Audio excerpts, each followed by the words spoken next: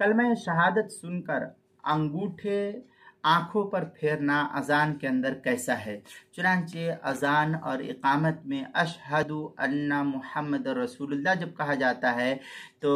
इस वक्त बाज़ हजरात ये करते हैं कि इस लफ्ज़ को जब सुनते हैं, अशहदु अन्ना मुहम्मद रसूलुल्लाह सुनते हैं, तो इसको सुनकर अंगूठे आंखों पर फेरना, जैसा कि बहुत से लोगों का आमतौर पर मामूल है, बरेलवी हजरात का या किसी और लोगों का, और भी लोग इस तरीके से करते हैं, तो किसी मुअतबर दलील से ये बात साबित नहीं है, इसलिए सवाब समझकर उसका इल्तिज़ाम ये बिदात होगा। जैसा कि आज लोग करते हैं कि जब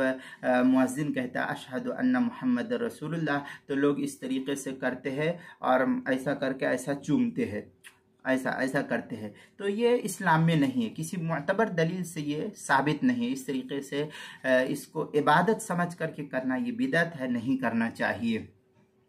यूं ही आप अल्लाह के रसूल का नाम आए और आप चूमें तो उसमें कोई हरज की बात नहीं है, लेकिन अजान में ये लफ्ज़ को सुन करके और फिर आप ये कहते हैं कि इसमें सवाब मिलेगा, ये किसी मोतबर दलील से साबित नहीं। लिहाजा अगर इसको आप सवाब समझ करके ये इल्तिज़ाम करते हैं और ऐसा करते हैं तो ये बिदअत है, इससे परहेज़ करना चाहिए। चुनांचे फतावा शाम में है सुम्मा क़ाल वलम यसिह फिल मरफ़ूई मिन कुल्लि हादा शैअन वलक़ल बादहुम अन्नल क़ुहस्तानी कतबा अला हामिश। इस तरीके की